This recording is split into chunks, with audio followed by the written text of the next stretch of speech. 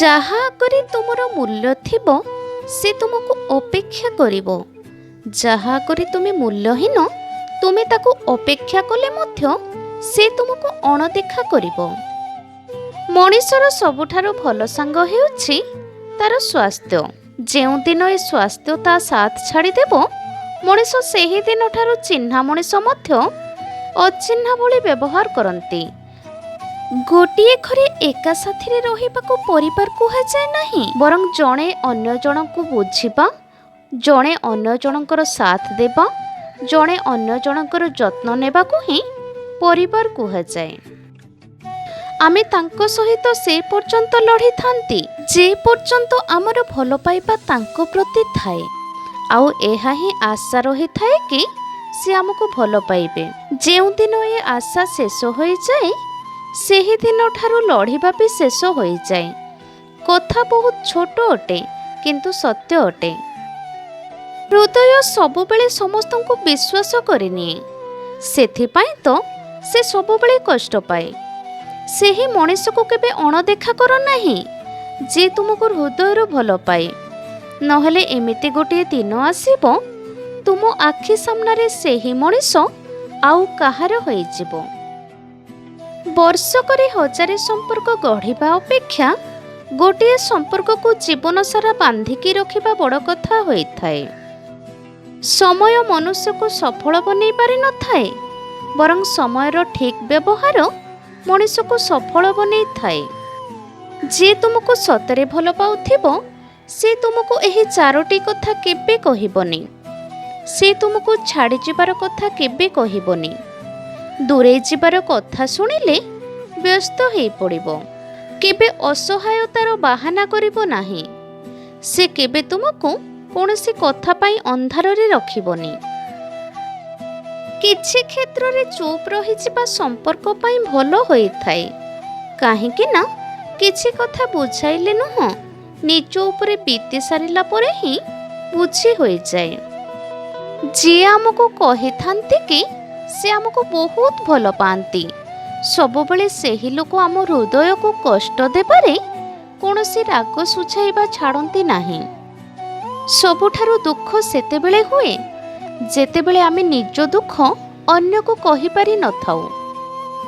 କେବେ କାହା ଉପରେ ନିର୍ଭର କର ନାହିଁ, ନହେଲେ ନା ଘରର ହେଇପାରିବ ନା ଘାଟର।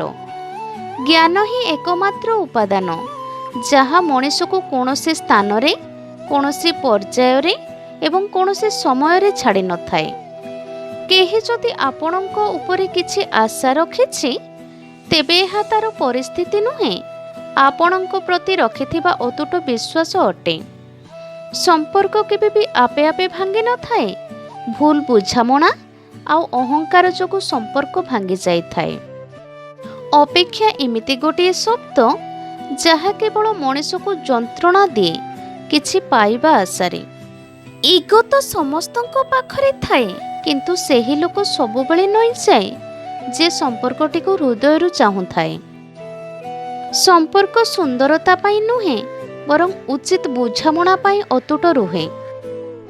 ଛୁଞ୍ଚି ମନ ଉପରେ କିଛି ସମ୍ପର୍କ ଭାରି ସାବଧାନ ହୋଇ ରହିଥାଏ। ଟିକେ ଭୁଲ ଭାଲ ଦେଖିଲେ କୁଆଡ଼େ ଚାଲିଯିବେ ଆଉ ଠିକଣା ବି ମିଳିବନି। ଏବେ ତ ସବୁ ସମ୍ପର୍କର ଅର୍ଥ ହିଁ ବଦଳିଗଲାଣି। ଏବେ ତ ସବୁ ଭଲ ପାଇବାର ଗୋଟିଏ ଅର୍ଥ, ତାହା ହେଉଛି ସ୍ୱାର୍ଥ। ଯେଉଁ ମଣିଷକୁ ଆମେ ସବୁଠାରୁ ଅଧିକ ଭରସା କରିଥାନ୍ତି ସେ ଆମକୁ ମିଥ୍ୟା କହିବା ପୂର୍ବରୁ ଥରେ ମଧ୍ୟ ଚିନ୍ତା କରନ୍ତି ନାହିଁ। ଯାହା ଭିତରେ ସତ କହିବାର ସାହସ ଥାଏ ନା, ସବୁଠାରୁ ଅଧିକ ଘୃଣାର ଶିକାର ସେ ହିଁ ହେଇଥାଏ। ତୁମର ଭଲ ସମୟ ଚାଲିଥିବା ବେଳେ ଅଚିହ୍ନା ଲୋକ ମଧ୍ୟ ନିଜର ଭଳି ବ୍ୟବହାର କରନ୍ତି, କିନ୍ତୁ ତୁମର ଖରାପ ସମୟ ବେଳେ ଚିହ୍ନା ଲୋକ ମଧ୍ୟ ଅଚିହ୍ନା ଭଳି ବ୍ୟବହାର କରନ୍ତି।